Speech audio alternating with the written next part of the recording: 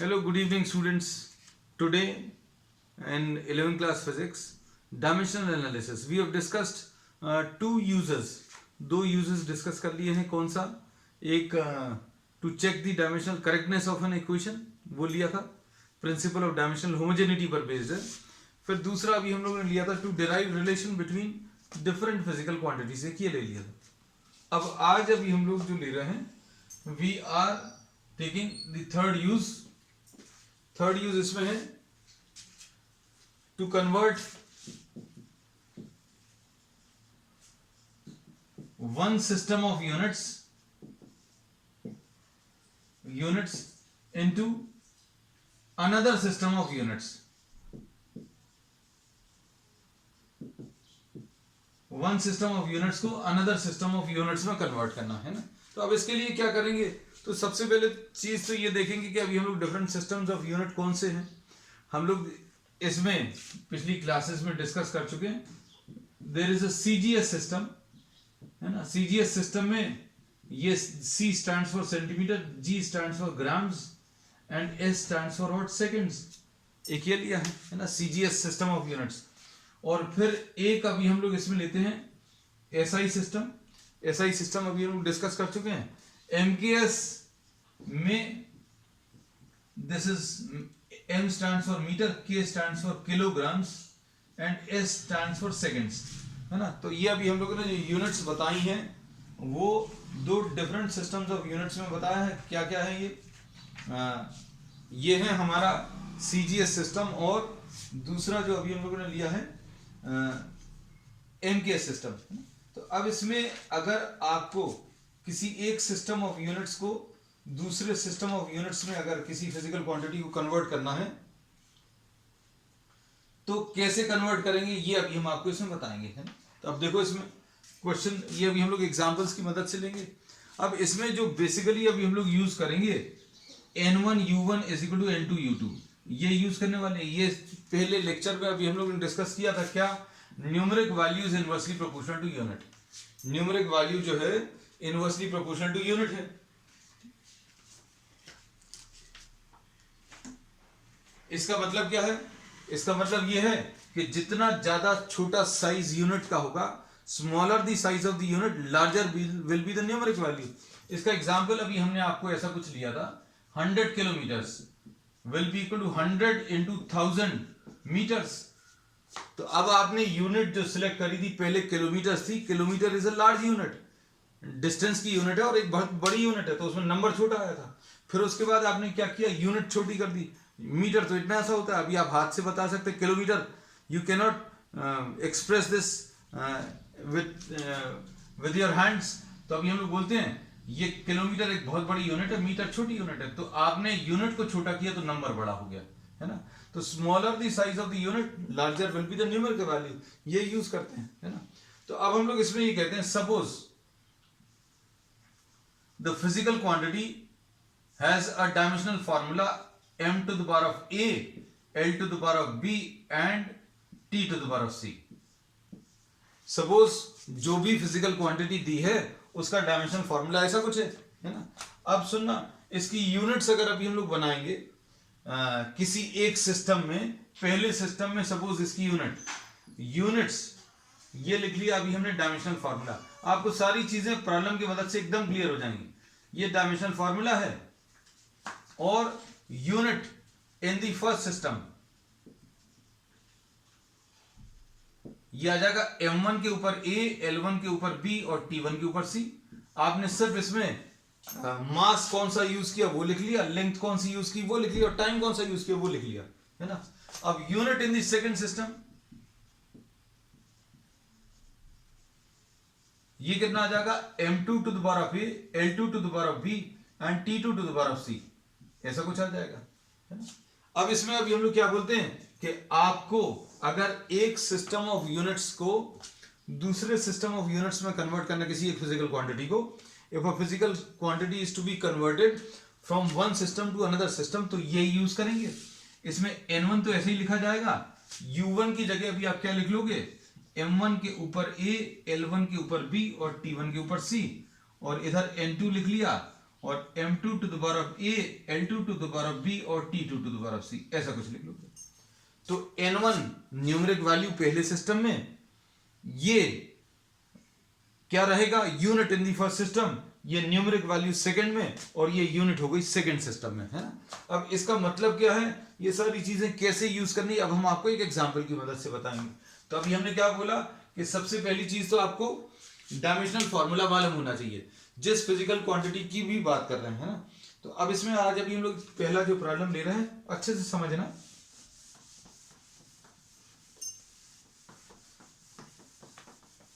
इसमें सबसे पहला जो प्रॉब्लम आज का है, कन्वर्ट 1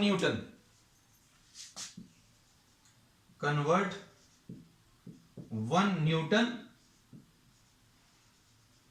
फोर्स इनटू डाइंस, है ना।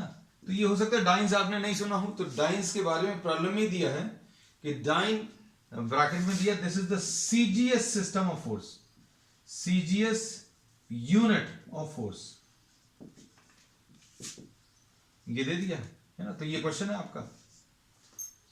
अब इसमें क्वेश्चन को अच्छे से समझो। सबसे पहली चीज तो ये देखो कि इसमें कौन सी फिजिकल क्वांटिटी इन्वॉल्व है। तो बच्चों कौन सी फिजिकल क्वांटिटी इन्वॉल्व है, इसमें फोर्स इन्वॉल्व है। तो अब हम लोग बोलेंगे the physical quantity is force, है ना, सबसे पहली चीज। अब इसका डायमेंशनल फॉर्मूला क्या आ गया, ये मालूम होना चाहिए, क्योंकि इसी की मदद से अभी हम लोग प्रॉब्लम को सॉल्व करेंगे। तो डायमेंशनल फॉर्मूला अगर नहीं मालूम तो हमने लिख दिया कितना, ml t to the power of -2, ये डायमेंशनल फॉर्मूला आ गया। अब इसको कैसा लिखेंगे, अब इसमें यही वाली चीज लिखेंगे, n1 u1 is equal to n2 u2। n1 u1 किसके बराबर आ जाएगा बच्चों, n2 u2 के बराबर आ जाएगा। अब देखो ध्यान से, अब इसमें u1 कैसा लिखेंगे, ये अच्छे से देखना, u1 अभी आप इसी से बना लोगे, यूनिट ही बनाते हैं हम लोग, डायमेंशनल फार्मूला से क्या करते हैं, यूनिट बनाते हैं। यूनिट बनाने के लिए आप क्या करोगे, आप सभी जगह ये सफिक्स लगा दो, m1 l1 t1 -2, ऐसा लिख लिया। n2 ये लिख लिया, m2 l2 t2 -2। अभी इसमें सिर्फ क्या किया है, डायमेंशनल फॉर्मूला। पहले तो सबसे पहली चीज तो ये देखा कि कौन सी फिजिकल क्वांटिटी इन्वॉल्व है, तो भाई फोर्स इन्वॉल्व है ना। अब फोर्स का डायमेंशनल फॉर्मूला क्या, वो लिख लिया। फिर उसके बाद n1 u1 is equal to n2 u2, सिर्फ इतना ही यूज होना। u1 बनाने के लिए इसमें पूरे में 1 सफिक्स लगा दिया, और u2 बनाने के लिए अभी आपने इन सभी में 2 लगा दिया। अब आपको प्रॉब्लम जो दिया हुआ था वो 1 न्यूटन, ये प्रॉब्लम अभी हम इसको सिंपल भाषा में यहां पर लिख दे रहे हैं, 1 newton is equal to how many dynes, ये बताना है। 1 न्यूटन कितने डाइंस होता है ये बताना है ना। अब देखो इसमें हम लोग क्या लिखेंगे, n1 न्यूमेरिक वैल्यू पहले सिस्टम में ये जो नंबर है 1 है। 1 न्यूटन कितने डाइंस हैं ये अभी हम लोगों को बताना है ना। तो अब हम लोग क्या करेंगे, ये तो 1 लिख लिया। अब इधर देखना, ये पहला जो सिस्टम है बच्चों, न्यूटन जो है ये एसआई सिस्टम में है। ये अभी हम लोगों को अगर मालूम नहीं है तो ये भी कई बार प्रॉब्लम में दिया रहता है कि न्यूटन जो है एसआई सिस्टम है, और ये वाला जो है डाइन जो है सीजीएस सिस्टम है। अब दोनों में एसआई सिस्टम तो अभी हम लोग डिस्कस कर चुके हैं। एसआई सिस्टम में मास किस में मेजर होता है बच्चों, मास मेजर होता है केजी में। मास की जगह केजी लिख लिया, लेंथ की जगह मीटर्स लिख लिया, और टाइम की जगह सेकंड्स लिख लिया। ये अब थोड़ा सा ज्यादा इजी लगेगा। n2 ये n2 ऐसे ही लिखा। अब ये सेकंड वाला सिस्टम जो है, ये पहला system first system is the SI system, और दूसरा वाला सिस्टम जो है वो सीजीएस सिस्टम है ना। तो ये सीजीएस अगर है तो n2 m2 की जगह, ये चूंकि सीजीएस सिस्टम है तो मास की जगह ग्राम्स आ जाएगा, लेंथ की जगह बच्चों सेंटीमीटर्स आ जाएगा, और टाइम की जगह सेकंड आ जाएगा। बस इतना सा है। ये याद रखना कि आप किसको N1U1 और किसको N2U2 लिख रहे हो। आपको क्या कन्वर्ट करना था, 1 न्यूटन को डाइन्स में कन्वर्ट करना था। Newton is the unit of force in SI system and dyne is the unit of force in the CGS system. तो CGS सिस्टम में अभी हम लोगों ने इसको क्या कर दिया बच्चों, CGS सिस्टम में सेंटीमीटर में लेंथ, ग्राम्स में मास और सेकेंड्स में सेकेंड्स जो है that will be what, the unit of time, है ना। अब देखो इधर N1 की वैल्यू 1 क्यों लिख ली, क्योंकि ये SI सिस्टम लेफ्ट साइड में लिखा है। न्यूटन मास की जगह केजी, लेंथ की जगह मीटर और टाइम की जगह सेकेंड, और टाइम के ऊपर -2 लगा हुआ है। अब बस N2 सॉल्व कर लो। N2 सॉल्व करने के लिए देखना आप ध्यान से, 1 लिखा हुआ है, यहां पर केजी अपॉन ग्राम्स आ जाएगा और ये मीटर अपॉन सेंटीमीटर आ जाएगा, ये सेकंड अपॉन सेकंड, ऐसा कुछ आ जाएगा। देखो ध्यान से क्या किया, सारी क्वांटिटीज को अभी हम लोग on the left side transfer कर दिया है। अब देखो इसको अगर कैंसिल करना है तो बच्चों कैसे कैंसिल करेंगे, देखो 1 केजी को अभी हमने 1000 ग्राम्स लिख दिया, इतना तो अभी हम लोगों को मालूम ही होगा कि केजी को अभी हम लोगों ने 1000 ग्राम्स अपॉन ग्राम्स, और ये 100 सेंटीमीटर्स अपॉन सेंटीमीटर्स, और ये सेकंड और सेकंड कट जाएगा तो ये कितना आ जाएगा, N2 आ जाएगा। अब इसमें क्या आएगा, ग्राम्स और ग्राम्स कैंसिल, सेंटीमीटर और सेंटीमीटर से कैंसिल। अब इसके बाद N2 की वैल्यू इसमें कितनी मिल जाएगी, 1000 into 100 यानी 10⁵। N2 की वैल्यू कितनी आ गई बच्चों, 10⁵। तो ये देखो ये फिल कर दो तो क्या बोलेंगे, ये रिलेशन आ गया, 1 न्यूटन इज व्हाट, 10⁵ टाइम्स। ठीक है, so just take a screenshot quickly, जल्दी से स्क्रीनशॉट ले लो, फिर अभी हम अगला प्रॉब्लम करा दे रहे हैं इसका।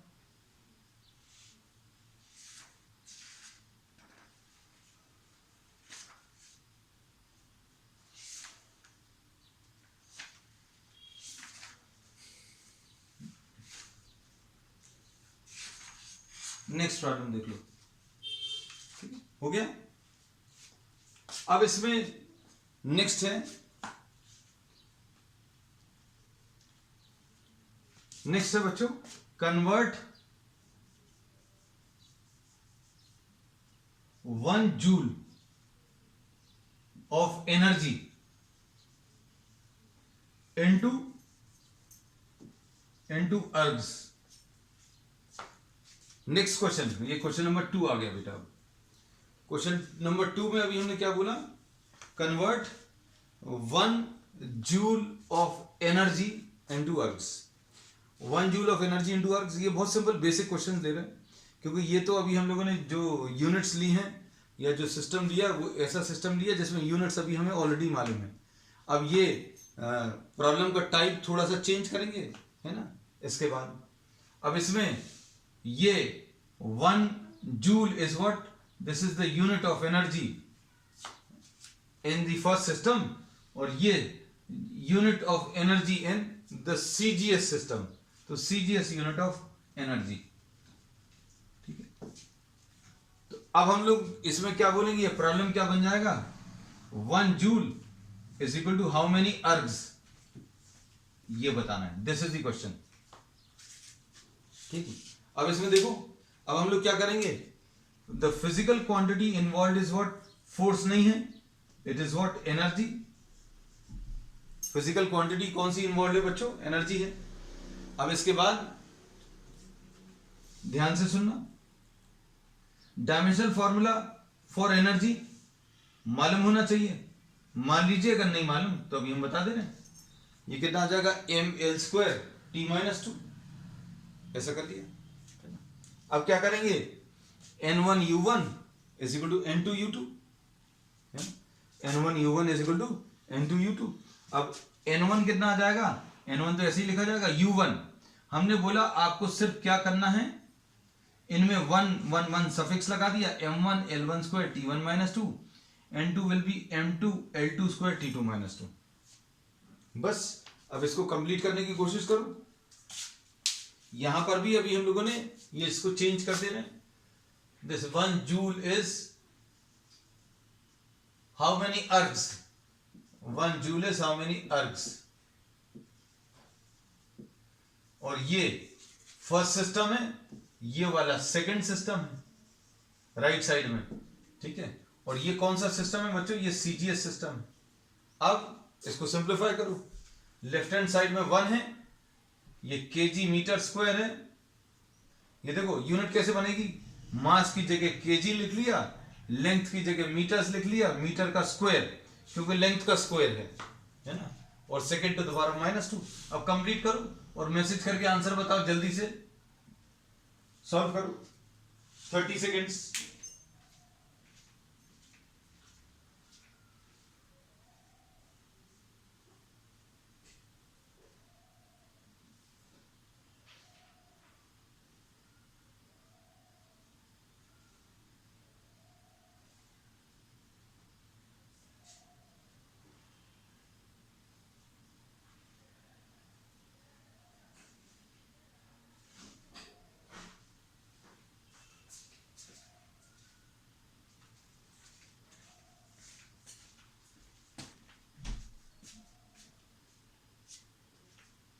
अब इसमें देखो बच्चों, सॉल्व करने पर क्या आएगा,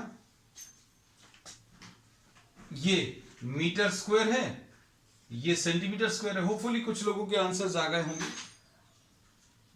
अब इसमें देखो यहां पर अब थोड़ा सा चेंज आएगा, तो इसका आगे का पार्ट अभी हम रब कर दे रहे हैं, है ना। अब ये कितना आएगा, ये आ जाएगा 1 × 1000 ग्राम्स अपॉन ग्राम्स, ये 100 सेंटीमीटर अपॉन सेंटीमीटर, और इधर क्या लगा हुआ है, स्क्वायर लगा हुआ, तो स्क्वायर लिख लिया, है ना। और ये सेकंड और सेकंड कट जाएगा तो ये n2 आ जाएगा, है ना। अब आप इसको अगर सिंप्लीफाई करोगे तो कितना मिलेगा,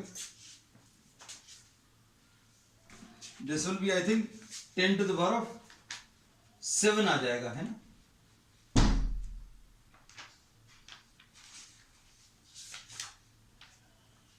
दिस विल बी, ये कटेगा, ये कटेगा, n2 विल बी 1000 × 100 का स्क्वायर, यानी 1000 × 10 टू द पावर 4 आएगा। So this will be 10 to the power 7। तो अब इसमें रिलेशन क्या मिला फाइनली, रिलेशन अभी हम लोग बोलेंगे, relation will be 1 joule will be equal to what, 10 to the power 7 hertz। अब इसके बाद नेक्स्ट थोड़ा सा टफ है अब क्वेश्चन, है ना, थोड़ा सा अभी हम लोग लेवल बढ़ाते जाएंगे। कन्वर्ट, अब पूरा प्रॉब्लम ही चेंज करना पड़ेगा बच्चों, है ना। Convert G equal to 6.67 × 10 to the power -11।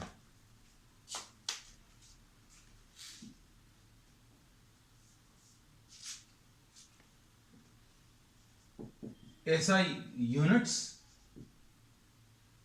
Into CGS units. G जो है ग्रेविटेशनल कांस्टेंट है, तो ग्रेविटेशनल कांस्टेंट को अभी आपको किस में चेंज करना है, you have to change the gravitational constant into, gravitational constant को आपको SI यूनिट से CGS यूनिट में चेंज करना है, बस।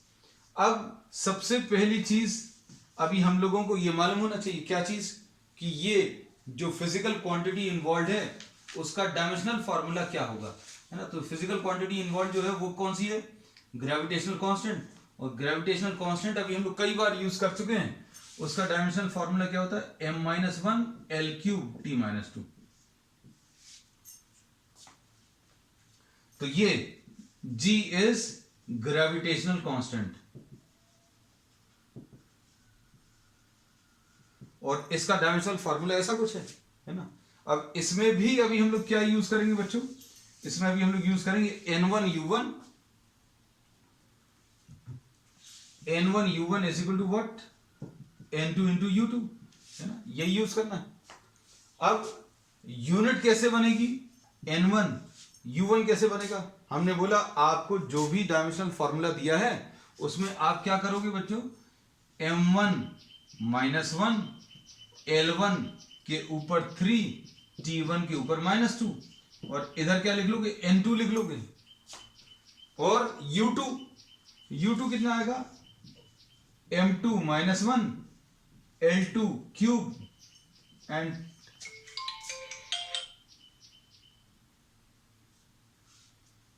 and this will be what, T2 to the power minus 2, ऐसा कुछ लिख लो। अब इसके बाद क्या करेंगे,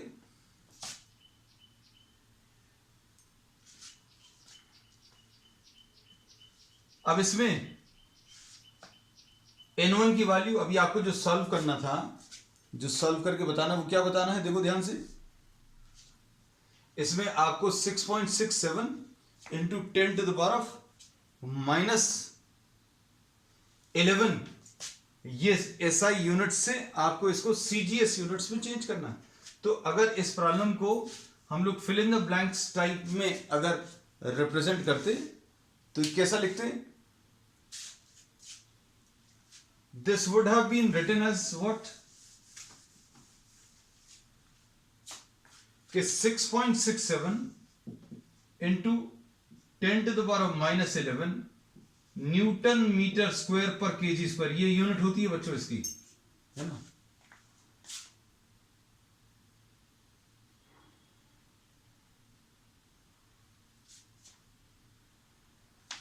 इसको अभी हम लोग कैसा लिखते हैं, 6.67 into 10 to the power minus 11 newton metre square पर KG square, this is equal to how many CGS units, ये आपको बताना है। तो अभी हम लोगों को प्रॉब्लम जो दिया है वो एसआई सिस्टम में दिया हुआ था और उसको सीजीएस सिस्टम में कन्वर्ट करना है। मतलब लेफ्ट हैंड साइड में फिर से एसआई सिस्टम है और ये पहला वाला सिस्टम है, फर्स्ट सिस्टम, और राइट हैंड साइड में जो दिया है वो सेकंड सिस्टम है। और ये कौन सा सिस्टम है, ये सीजीएस सिस्टम है ना। तो इसको अगर अभी हम लोग बोले तो ये कैसा आएगा बच्चों, ये आएगा डाइंस सेंटीमीटर स्क्वायर पर ग्राम स्क्वायर, है ना।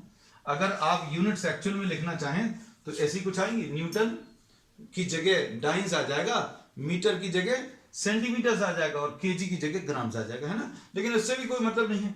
बस अब आप क्या करोगे, लेफ्ट हैंड साइड में अभी तक जो नंबर रहता था, ध्यान से सुनना बच्चों, लेफ्ट हैंड साइड में जो अभी तक नंबर रहता था वो 1 रहता था। लेकिन अब ये नंबर दिया है, नंबर कितना दिया, 6.67, तो ये 6.67 into 10 to the power minus 11 है। और मास की जगह क्या लिख लोगे बच्चों, मास की जगह अभी हम लोग केजी लिख लेंगे। ये सभी जगह पर, सभी प्रॉब्लम्स में ऐसे ही कुछ आया। अब लेंथ की जगह क्या लिख लोगे, मीटर लिख लोगे, मीटर क्यूब, और सेकंड के ऊपर -2, और इधर N2 है। और राइट हैंड साइड में क्या आएगा बच्चों, राइट हैंड साइड में मास की जगह ग्राम्स आएगा और ये सेंटीमीटर क्यूब आएगा और ये सेकंड के ऊपर -2, ऐसा कुछ आएगा, है ना। अब N2 सॉल्व कर लो, सभी प्रॉब्लम्स में ऐसे ही कुछ है ना। थोड़ा सा सिंप्लीफाई करने की कोशिश करो, हम थोड़ा सा समय दे रहे हैं आपको, जल्दी से।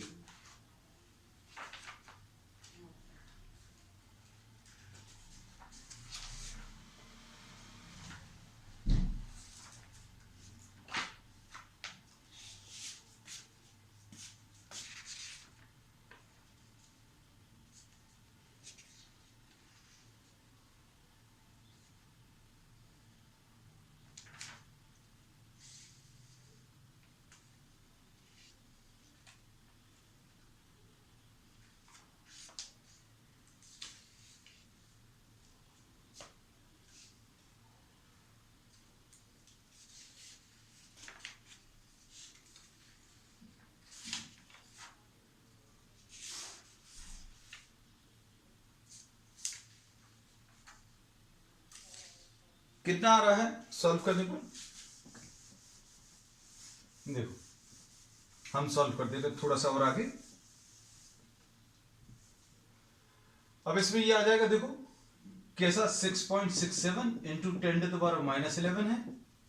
और यहां पर क्या है बच्चों, केजी टू द पावर -1, ये नीचे आ जाएगा upon gram to the power -1, है। सब कुछ बिल्कुल वैसे ही है, लेकिन बस पावर्स चेंज होते जा रहे हैं।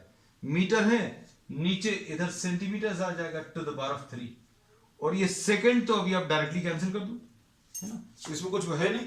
अब इसमें n2 की वैल्यू सिंप्लीफाई करना है। अब सिंप्लीफाई करने के लिए आपको क्या करना पड़ेगा, सिंप्लीफाई करने के लिए आपको इन टर्म्स को कैंसिल करना पड़ेगा। तो टर्म्स कैंसिल होकर कितने आ जाएंगे, ये 6.67 इंटू 10⁻11, इसको केजी अपॉन ग्राम लिखेंगे टू द पावर ऑफ -1, और इधर क्या लिखेंगे 100 centimetres upon centimetre to the power of 3 is equal to n2। इसमें थोड़े से कैलकुलेशंस बड़े आ गए।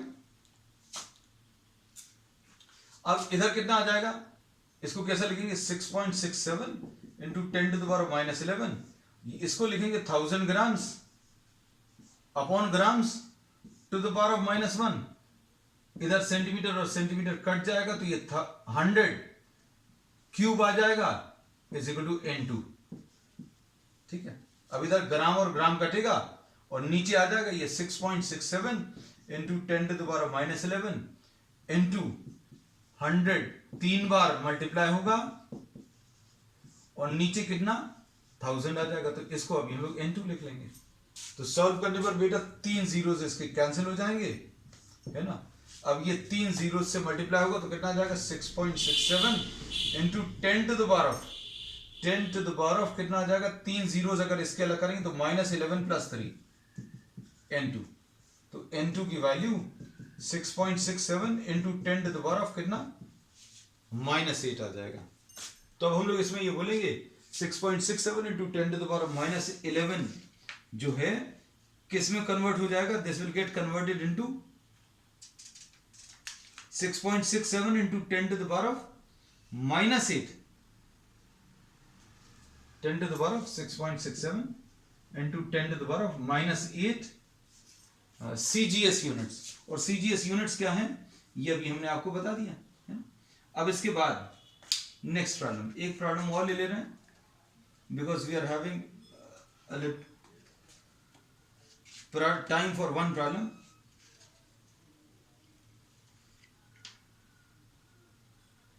अब इसमें नेक्स्ट प्रॉब्लम जो है इसमें ये दिया, this is a good problem. अब इसमें आपको जो दिया है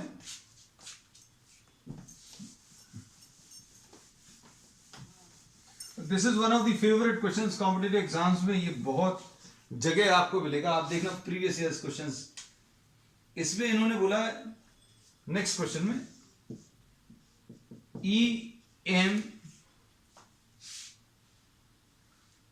J and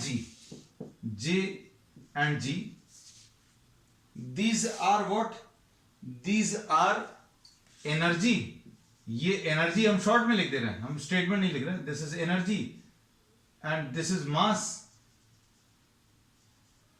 और ये J जो है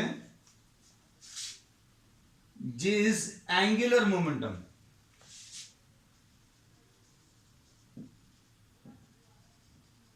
और एंगुलर मोमेंटम के डायमेंशनल फॉर्मूला ml² t-1 ऐसा कुछ होता है, जैसा प्लैंक्स कांस्टेंट का होता है बिल्कुल वैसे ही, है ना। तो एंगुलर मोमेंटम और G जो है ग्रेविटेशनल कांस्टेंट, ये भी मालूम है। ठीक है, इन्होंने बोला है इसके बाद डायमेंशंस बताने हैं आपको, find the dimensional formula for, आप डायमेंशनल फॉर्मूला निकालना किसका बच्चों, देखो EJ² upon m to the power of 5 G², ये निकालना है ना। देखने में बहुत बड़ा सा लग रहा है बिल्कुल, लेकिन चिंता मत करना, nothing to worry about, just substitute the values and simplify, है ना। अब इसमें देखो, इसमें अगर आप सॉल्व करोगे तो ये ml² t-2 होता है। एनर्जी हम लिखते जा रहे हैं ml² t-2, है ना, ml² t-2 है। उसके बाद J एंगुलर मोमेंटम है ना। एंगुलर मोमेंटम का अभी हमने आपको बता दिया है, जैसे इन केस आपको मालूम नहीं है तो ml² t-1 के ऊपर होल स्क्वायर है। जे का डायमेंशन फार्मूला ml²t-1, और ml²t-1 और किसका आया था, प्लैंक्स कांस्टेंट का भी आया था बच्चों, याद रखना है ना। अब m⁵, m के ऊपर 5 ये आ गया। अब इसके बाद ये कितना है, m-1 l³t-2, ये किसका है, ये g अब भी यूज किया था, m-1 l³t-2 है ना, और ये इसका होल स्क्वायर है। सिंप्लीफाई करो इसको, अब देखो क्या मिल रहा है।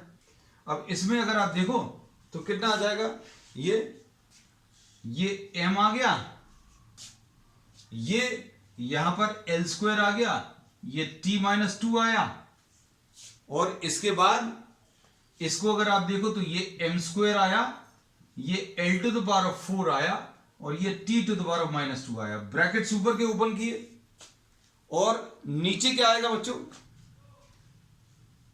नीचे आ जाएगा m के ऊपर 5, m के ऊपर कितना, -2, ये m के ऊपर -2, m के ऊपर -2, l के ऊपर 6, l³ के ऊपर 2, और t के ऊपर -2 के ऊपर 2, तो t के ऊपर -4। तो टर्म्स देखो बच्चों, कुछ बच रहे हैं क्या, ये दोनों मिलकर क्या आ जाएगा, m⁻³ आ जाएगा, m के ऊपर 5, m के ऊपर -2, कितना आ जाएगा, m के ऊपर 3, और ऊपर भी m के ऊपर 3 है, ये कट गया। ठीक है, थोड़ा सा सिंप्लीफाई हो रहा है। l वाले टर्म्स को देखो बच्चों, l वाले टर्म्स को, तो l वाले टर्म्स क्या आ रहे हैं, l² और l⁴ मिलाकर l⁻6 आ जाएगा, और नीचे भी क्या चीज है, l⁻6 है, तो ये कट गया। अब t⁻⁻2 into t⁻⁻2 upon t⁻⁻4 है ना, तो ये कितना आ जाएगा, t⁻⁻4 दोनों मिलाकर, और ये t⁻⁻4, तो आंसर कितना आ गया, m0, l0 और t0 है ना। तो ये कैसी क्वांटिटी है, ej² upon m⁵g², this is a dimensionless quantity. मतलब जैसे अभी हमने स्ट्रेन बताया था डायमेंशनलेस, जैसे अभी हमने एंगल बताया था, एंगल भी क्या आया था, angle is length of arc upon क्या, रेडियस है ना, तो ये क्या आ जाएगा, l/l, यानी कट जाएगा है ना। तो एंगल भी डायमेंशनलेस है, ऐसे ej² अपॉन m⁵g² भी डायमेंशनलेस क्वांटिटी है ना? चलिए अब आज के लिए इतना ही। On the next term will be starting the next topic. That's all for today.